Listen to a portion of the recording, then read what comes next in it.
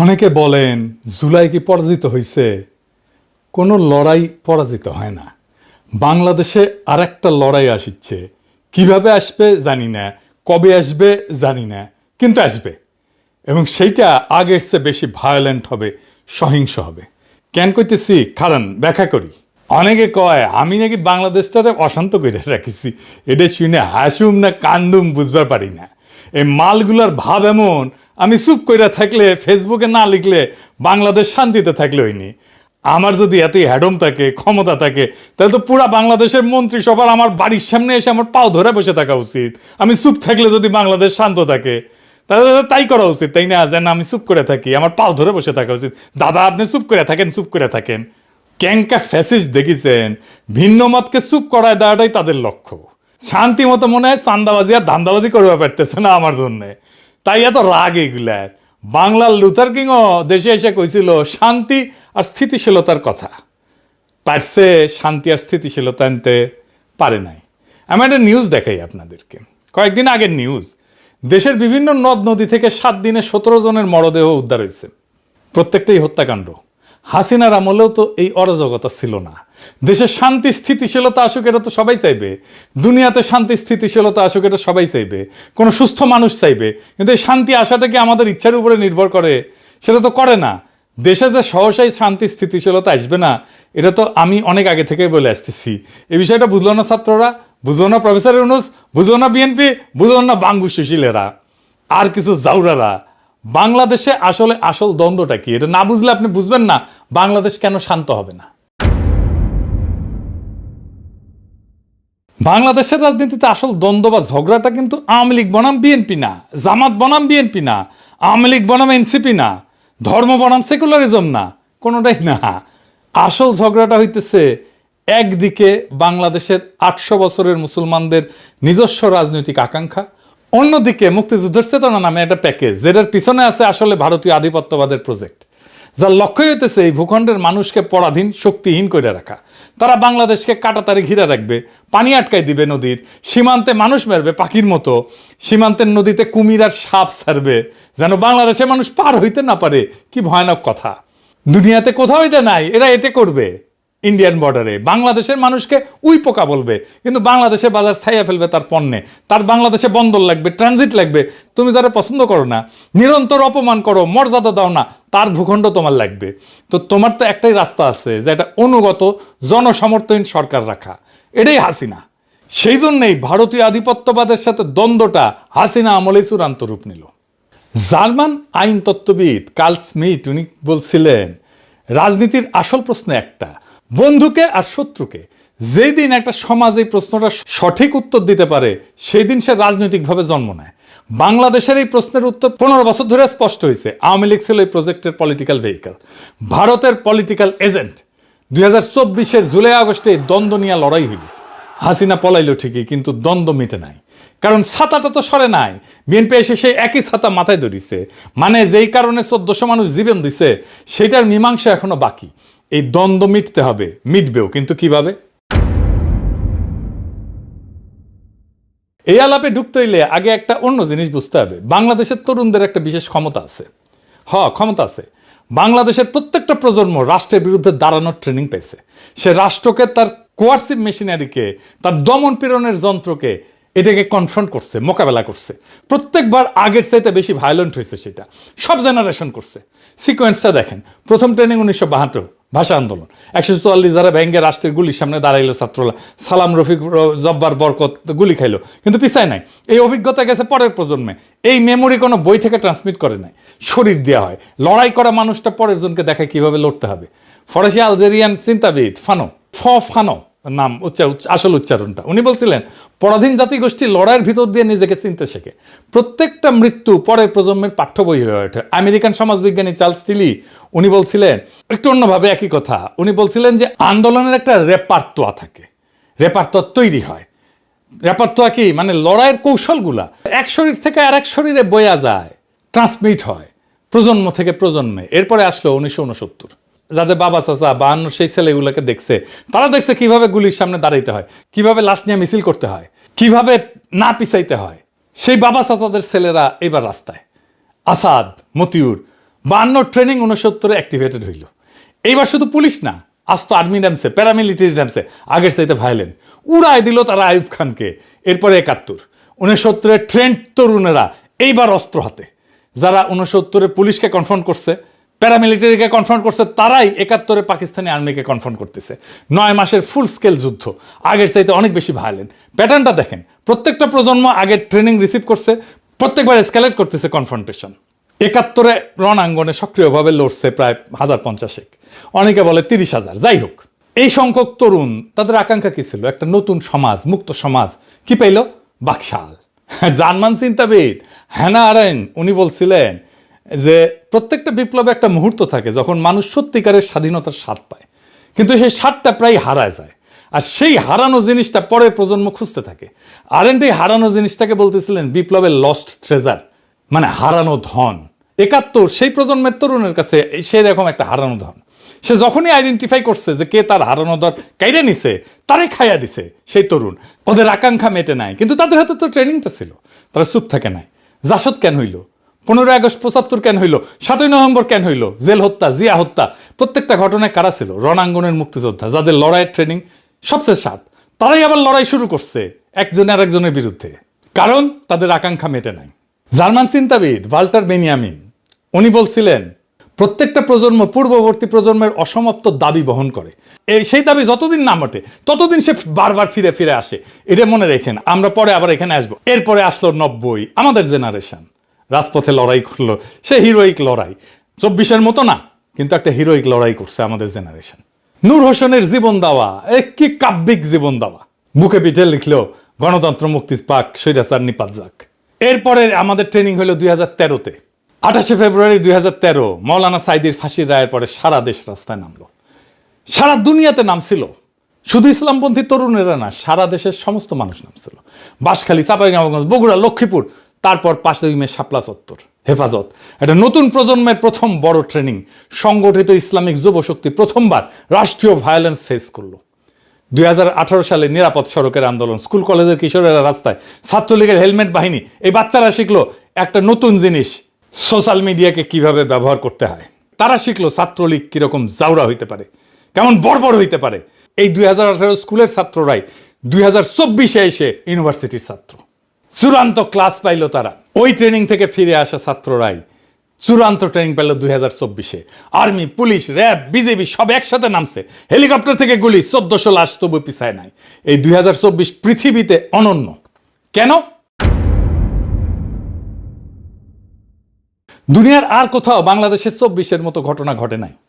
তিউনিসিয়ায় 2011-তে কি হয়েছিল? আর্মি প্রেসিডেন্টের গুলি চালানোর হুকুম মানে নাই উপরের লেভেলে। মিশরে আর্মি কাউন্সিল বসে সিদ্ধান্ত নিল মোবারক যাবে উপর থেকে। ইন্দোনেশিয়ায় আর্মি চিফ সুহার্তোকে যায় বলল যে চলে যান, উপর থেকে আসলো। ফিলিপিন্সে 86-তে, সার্বিয়াতে 2000, শ্রীলঙ্কা 2022, সব জায়গায় একই গল্প। মিলিটারির উপর লেভেল ক্যালকুলেশন করছে, অঙ্ক করছে, তারপরে বলছে চলে যান। বাংলাদেশে কি হয়েছে? উল্টা। জেনারেলরা ছিল হাসিনার অনুগত, গুলি চালাইতে চাইছিল। ওয়াকার তো হাসিনার আত্মীয়, কিন্তু সৈনিকেরা, জুনিয়র অফিসাররা যারা ফিল্ডে ছিল, তারা গুলি চালাইতে রাজি না। কেন? কারণ ওই রাস্তায় তাদের ভাই, তাদের কাজিন, তাদের প্রতিবেশীর ছেলে। সৈনিকের মা ফোন দিছে, বলছে বাবা গুলি করিস না। রুশ বিপ্লবী ট্রটস্কি 1917 সালে ফেব্রুয়ারি বিপ্লব নিয়ে লিখছিলেন, সৈনিক হঠাৎ করে সৈনিক হওয়া বন্ধ করে দিল। মানে ইউনিফর্ম পরা মানুষটার পেছনের সিভিল মানুষটা ইউনিফর্মকে ছাড়াই গেল। বাংলাদেশে 2024-এর জুলাই আগস্টে এটাই হয়েছিল। ইউনিফর্ম ফুইরা আসল বাংলার পলিমাটির সন্তান বাইরে হয়ে আসলো। পুলিশ শেষ পর্যন্ত হাসিনার অনুগত, ইন্টেলিজেন্স অনুগত, কিন্তু আর্মির জুনিয়র অফিসার, ফিল্ডের সৈনিক এরা না। শেষ দিনে আর্মির সৈনিকেরা তো পুলিশের বিরুদ্ধেও দাঁড়াইছে, গুলি করছে পুলিশের বিরুদ্ধে। জেনারেলরা যখন বুঝলো সৈনিকেরা আর গুলি চালাবে না, জেনারেলরা বাধ্য হইলো, হাসিনাকে যে বললো আপা পালান, হেলিকপ্টার রেডি। আর একটা প্রমাণ দেখায়, এই বিষয়টা আমি জানি জন্য বলতেছি, যে ফোনদের আলো দিল্লি স্টার, যে ইন্ডিয়ার 2 ফ্ল্যাগশিপ পত্রিকার অফিস আক্রান্ত হইল না, ওখানে আর্মি ছিল, আর্মি ডিফেন্ড করলো না কেন? কারণ সৈনিকেরা ওই পত্রিকা বাঁচাইতে, রক্ত দিতে রাজি না। তারা নিজেরাই আর সেই বয়ান বিশ্বাস করে না। এটা ইতিহাসে বিরল, প্রায় অনন্য। খালি হাত লক্ষ লক্ষ তরুণ হেলিকপ্টারের গুলির নিচে দাঁড়াইছে, পিছায় নাই, জিতছে। একটারে মারি, একটাই যায়, অন্যগুলা যায় না। শুনিছেন না? শুনেন আবার। মরে একটা, আহত হয় একটা, একটাই যায় স্যার, বাকিটি যায় না। এর স্যার সবচেয়ে বড় আতঙ্কের এবং মানে দুশ্চিন্তার বিষয়। দুনিয়ার কোথাও এটা ঘটে নাই। এই লড়াইয়ের আর একটা অনন্য বিষয় ছিল যে এই লড়াইয়ে কোনো নেতা ছিল না, কোনো নেতা ছিল না এই লড়াইয়ে, কোনো পার্টি ছিল না, কোনো কমান্ড ছিল না। ছাত্ররা সমন্বয়ক বানাইছিল ঠিক, কিন্তু তারা লড়াই ডিরেক্ট করে নাই, তারা লড়াইয়ের প্রতীক হয়েছিল। লেনিন বলছিল বিপ্লবের জন্য ভ্যানগার্ড পার্টি লাগে। 2024 লেনিনকে ভুল প্রমাণ করছে। তাহরির স্কোয়ারে মিশরে হয়েছিল লিডারলেস বিপ্লব, ফেল করছে। অকুপাই ওয়াল স্ট্রিট লিডারশিপ ফাঁপা হয়ে গেছে। হংকং 2019 এই আন্দোলন ছিল লিডারলেস, হারছে। বাংলাদেশ 2024 দুনিয়ার একমাত্র লিডারলেস বিপ্লব যেটা একটা ফাংশনাল ফ্যাসিস্ট সরকারকে ফেলতে পারছে। কিভাবে সম্ভব হইল? কারণ লড়াইয়ের ট্রেনিংটা কোনো অফিসে স্টোর করা ছিল না, কোনো নেতার মাথায় স্টোর করা ছিল না, কোনো প্রফেসর ইউনূসের মাস্টার মাইন্ড ছিল না, কোনো মেটিকুলাস ডিজাইন ছিল না। এটা ছিল 1.5-2 কোটি তরুণের শরীরে গাথা। ফরাসি দার্শনিক পিয়ের বোর্দিও একটা কথা বলছিলেন, হ্যাবিটাস মানে শরীরে গাথা অভ্যাস। বাংলাদেশের তরুণদের শরীরে গত 75 বছর ধরে এটা গাথা, প্রজন্মের পর প্রজন্ম ধরে। কিভাবে রাষ্ট্রের সামনে দাঁড়াইতে হয়, কিভাবে ছোট থেকে বড় রাষ্ট্রের দমন পীড়নের অ্যাপারেটাস, যেটাকে বলা হয় কোহেসিভ অ্যাপারেটাস, তারে পরাজিত করতে হয়। এটা ক্লাসরুমের জ্ঞান না, এটা শরীরী জ্ঞান, বইয়ে লেখা না, রক্তে লেখা। কোনো নেতাকে অ্যারেস্ট করে এই জ্ঞান মোছা যাবে না, কোনো সংগঠন নিষিদ্ধ করে বন্ধ করা যাবে না, কারণ এইটা 1.5 কোটি শরীরের মধ্যে আছে। 2024 ঘটছিল কি কারণে? ভারতীয় আধিপত্যের বিরুদ্ধে মুক্তিযুদ্ধের চেতনার নামে যে ছাতা, সেটা সরানোর জন্য বিএনপি ক্ষমতায় আসার পর কি করতেছে, সেই ছাতাটাই আবার মাথায় ধরতেছে, সেই আওয়ামী বয়ান আবার তারা আনতেছে। ভারতের সাথে যে অসম চুক্তি, সেগুলো নিয়ে কথা নাই। আদানি নিয়ে চুপ, ক্যাপাসিটি চার্জ নিয়ে চুপ, সীমান্তে হত্যা নিয়ে চুপ, ট্রানজিট নিয়ে চুপ। ইতালির চিন্তাবিদ গ্রামসি একটা কথা বলছিলেন, প্যাসিভ রেভলিউশন মানে বিপ্লবের এনার্জিটা শোষণ করে নাও, কিন্তু আসল পরিবর্তনটা হইতে দিও না। সিস্টেম যেভাবে চলতেছিল সেভাবেই চালাও। লোকজনকে বলো তোমার বিপ্লব সফল হয়েছে। বিএনপি এখন এই কাজটাই করতেছে। আগের পুরনো বন্দোবস্ত, পুরনো ব্যবস্থা, পুরনো সিস্টেম সব নিয়ে আসছে। এটাই প্যাসিভ রেভলিউশন মানে যেই দ্বন্দ্বটা মেটানোর জন্য 1400 মানুষ জীবন দিছে, সেটা আবার চাপা পড়ছে। এটা বিশ্বাসঘাতকতা। এখন প্রশ্ন, এরপরে কি হবে? আর একটা লড়াই আসবে, অবধারিত। কেন বলতেছি অবধারিত? দেখেন, 4টা জিনিস একসাথে আছে। এক, দ্বন্দ্বটা মেটে নাই। যে দ্বন্দ্বটা নিয়ে লড়াইটা শুরু হয়েছিল সেটা তো মেটে নাই। ভারতীয় আধিপত্যবাদ আর বাংলাদেশের মুসলিম জনগণের আকাঙ্ক্ষার ঝগড়া, দ্বন্দ্ব, সেটা যেখানে ছিল সেখানেই আছে। মাঝখানে 1400 লাশ পড়ছে, এছাড়া আর কিছু বদলায় নাই। 2, রাষ্ট্রের ভয় শেষ। আগে মানুষ ভাবতো পুলিশ আসবে, ডিবি আসবে, ডিজিএফআই আসবে, সামনে দাঁড়াইলে মরবো। এখন 1.5-2 কোটি তরুণ জানে দাঁড়াইলে মরতে পারি, কিন্তু জিততেও পারি, এবং জিতছেও তারা। 3 নাম্বার, কোনো প্রতিষ্ঠান নাই যেটা আকাঙ্ক্ষাকে শান্তিপূর্ণভাবে পূরণ করতে পারে। বিএনপি পারবে না, স্ট্রাকচারালি পারবে না। 4 নাম্বার, ট্রেনিং জনগণের ভেতরে গাথা আছে, এটা মোছা যায়নি। টার্কিশ আমেরিকান অর্থনীতিবিদ তিমুর কুরান একটা মডেল দিচ্ছেন। উনি বলেন, যখন মানুষ পাবলিকলি এক কথা বলে কিন্তু মনে মনে অন্য কথা ভাবে, বিএনপির মতো আর কি, তখন একটা সিস্টেম দেখতে খুব শক্ত মনে হয়, কিন্তু আসলে ভেতরে ফাঁপা। বিএনপি ফাঁপা হয়ে গেছে ভেতরে, দেখেন না, কিছুই করতে পারতেছে না। সে ওই ধর্ষিতা শিশুর বাসায় গেছিল, রামিসার বাসায় গেছিল, যে ভুয়া ভুয়া শুনছে, দেখেন।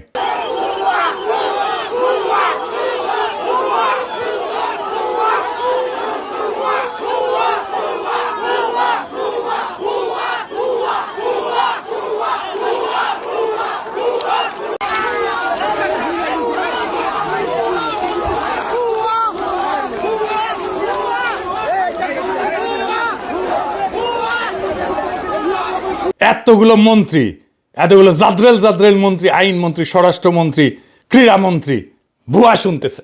তারপরে দেখেন জঙ্গল সলিমপুরে আক্রমণ করছে সন্ত্রাসীরা, র্যাবের ক্যাম্পে বুলডোজার নিয়ে গেছে, দেওয়াল ভেঙে দিছে, মাটি কেটে ফেলছে, রাস্তা কেটে ফেলছে 3 জায়গায়। চিন্তা করেন, মানুষ মানতেছে না, কারণ ভেতরে ভেতরে ফাঁপা। কোনো ছোট ঘটনা ট্রিগার করলে পুরা সিস্টেম তাসের ঘরের মতো পইরা যায়। 1989-এ পূর্ব ইউরোপে এটা ঘটছিল, 2024-এ বাংলাদেশে এটাই ঘটছে। বিএনপি রেজিমও একই জিনিস ঘটবে। আমেরিকান সমাজবিজ্ঞানী মার্ক গ্র্যানোভেটার আর একটা কথা বলছিলেন, প্রত্যেকটা মানুষের একটা থ্রেশহোল্ড আছে, মানে কতজন আগে নামলে সে নামবে। আগে বাংলাদেশের তরুণদের থ্রেশহোল্ড ছিল অনেক উঁচু, অনেক ভয়, অনেক শঙ্কা, অনেক বিপদ। এখন অনেক কম, কারণ তারা একবার নামছে এবং জিতছে। মানে আগে রাস্তায় নামার জন্য যে বিশাল ট্রিগার লাগতো, এখন ছোট ট্রিগারই যথেষ্ট। 2024 কিভাবে শুরু হয়েছিল? চাকরির কোটা, ছোট ইস্যু। হাসিনার একটা বাক্য, রাজাকার, রাজাকারের পোলাপান, পুরা দেশ জ্বলে উঠলো, ছোট ট্রিগার। পরের ট্রিগারটা কি হবে জানি না, কিন্তু এর চেয়ে ছোট হবে। হইতে পারে একজন তরুণের পুলিশের হাতে মৃত্যু, হইতে পারে একটা ভাইরাল ভিডিও, হইতে পারে ভারতের সাথে নতুন চুক্তি, হইতে পারে কোনো মন্ত্রীর একটা বেফাস মন্তব্য। বাংলাদেশ এখন প্রত্যেক দিন 100টা সম্ভাব্য ট্রিগারের মধ্যে দিয়ে হাঁটতেছে। কোনো একটা ক্লিক করবেই, আপনি লিখে রাখতে পারেন। বাংলাদেশের তরুণদের শরীর এখন 3টা জিনিস একসাথে আছে। প্রথম জিনিস, 75 বছরের ট্রেনিং আছে, 52 থেকে 2024 শরীর থেকে শরীরে যেটা ট্রান্সমিটেড হয়েছে, এই কোড মোছা যাবে না। দ্বিতীয় জিনিস, জয়ের স্মৃতি। তারা জানে ফ্যাসিস্টকে নামানো যায়, তারা জানে বর্বর শাসককে নামানো যায়, এই কারণে একবার নামাইছে খালি হাতে। তৃতীয় জিনিস, অসমাপ্ত একটা দাবি, 1400 শহীদের দাবি, যেই দাবিটা বিএনপি চাপা দিতে চাইতেছে। নতুন সংবিধানের দাবি, জুলাই সনদের দাবি, যেটা বিএনপি চাপা দিতে চাইতেছে, প্রতারণা করতেছে। এই তিনটা একসাথে থাকলে সেই সমাজের শান্তি থাকে না। বেনিয়ামিন বলছিলেন, অসমাপ্ত প্রত্যেকটা প্রজন্মের দাবি পরের প্রজন্মের ঘাড়ে চাপে, ঘাড় ফাঁকা হয় না যতদিন না দাবিটা মেটে। বিএনপি যে ছাতাটা ধরছে সেইটা আজকে ধরতে পারতেছে, কাল পারবে না, পরশু পারবে না, কারণ ছাতার নিচের মাটি বদলাই গেছে, মানুষ বদলাই গেছে, ভয় বদলাই গেছে, মানুষের বিপদের ধারণা বদলাই গেছে। 2024-এর পরে বাংলাদেশ যে বদলাই গেছে, এটা কোনো একক মানুষের পক্ষে, কোনো একক দলের পক্ষে, এমনকি সব রাজনৈতিক দল এক হইলেও বাংলাদেশকে সামাল দেওয়া যাবে না। সেজন্য জাতীয় সরকার চাইছিলাম আমরা, সব রাজনৈতিক দল শুধু না, সিভিল সোসাইটি থেকে প্রফেসর ইউনূসের মতো লোক নিয়ে একটা ব্যাপক ঐক্য করে ভেরি পপুলার সরকার হইলে সামাল দিতে পারত। তাদের কাজ হবে 5টা জিনিস ডেলিভার করা: নতুন সংবিধান, ভারতের আধিপত্যের অবসান, ইতিহাসের লিগেসি ঠিক করা, লুটপাট আর দুর্নীতির বিচার, হাসিনার বিচার, অর্থনীতির পুনর্গঠন। বিএনপি ফেল করবে আর পরে ট্রিগারের অপেক্ষা করবে। সেই ট্রিগার আসবে, ছোট হবে, যেমন ছোট ছিল কোটা সংস্কার আন্দোলনের ট্রিগার। আজকালকার তরুণেরা কাউরে মানে না, শুধু নিজেকে মানে। সেই জন্যই এইটা বড় বিপদ। এবং সেই দিন যেদিন এই সংঘাত আবার শুরু হবে, আবার বিস্ফোরণ হবে, আবার বারুদ জ্বলা উঠবে, সেদিন বিএনপি যে অবস্থায় থাকবে, হাসিনা 5ই আগস্ট সে অবস্থায় ছিল। পার্থক্য একটাই, হাসিনা পলাইতে পারছিল কারণ আর্মি দ্বারা বের হইতে দিছিল। পরের বার যিনি থাকবেন তার জন্য সেই দরজা বন্ধ থাকতে পারে। দ্বন্দ্বটা মিটবে হয় ভেতর থেকে শান্তিতে, নয় বাইরে থেকে আর একটা রক্তাক্ত সংঘাতের মধ্যে দিয়া। আমার মনে হয় না বাংলাদেশের তরুণরা বেশি দিন অপেক্ষা করবে। তাই আমরা একটা আখেরি লড়াইয়ের দিকে যাইতেছি। সেই লড়াই সম্ভবত খুব দূরে না, খুব কাছে, এবং জনতা প্রস্তুতি নিতেছে, তার বিভিন্ন চিহ্ন চারিদিকে প্রকাশিত হইতেছে। খেয়াল রাখেন, সামনে দিন আসবে, শেষ লড়াইয়ের দিন, আখেরি লড়াইয়ের দিন। সেই লড়াইয়ে জিততে হবে, অসমাপ্ত কাজ সমাপ্ত করতে হবে। ইনকিলাব জিন্দাবাদ।